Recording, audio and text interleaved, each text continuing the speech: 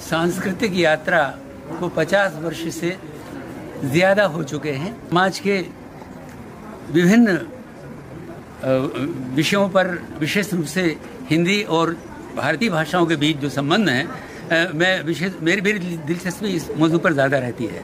तो हिंदी भवन, मुझे बहुत खुशी की बात है कि हिंदी और भारतीय भाषाओं के दरमियान जो हमरिश्तगी है, जो पारस्परिकता है, उनको प्रोत्साहित करने की दिशा में भी बहुत काम करती है।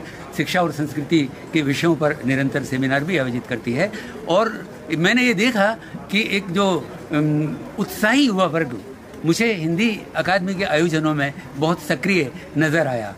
तो ये एक बहुत सुखद और एक सकारात्मक बात है कि हमारी जो नई पीढ़ी है विशेष रूप से, और जो कृत्रिम बुद्धिमत्ता के दौरान जिसकी परवरिश हो रही है, एआई के दौरान जिसकी परवरिश हो रही है, तो कृत्रिम बुद्धिमत्ता के इस दौर में भी पुस्तक पढ़ने की जो संस्कृति है, ज्ञान को प्राथमिक पारंपरिक स्रोतों से हासिल करने की जो एक तहजीब है, मैं चाहता हूं कि हमारे युवाओं में ये संस्कृति भी विकसित हो। हम ऐसा ना हो कि हम कृत्रिम बुद्धिमत्ता के सहारे ही ये समझें कि यही हमारी सीमा है।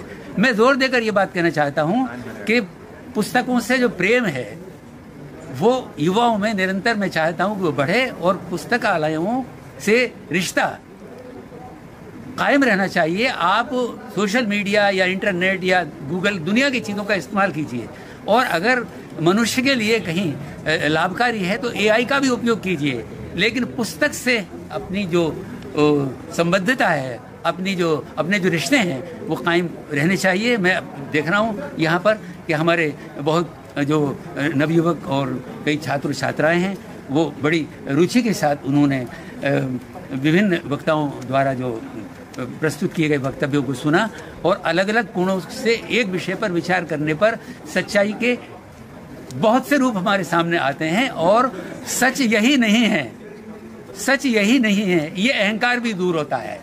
सच बहुत से हो सकते हैं। धन्यवाद।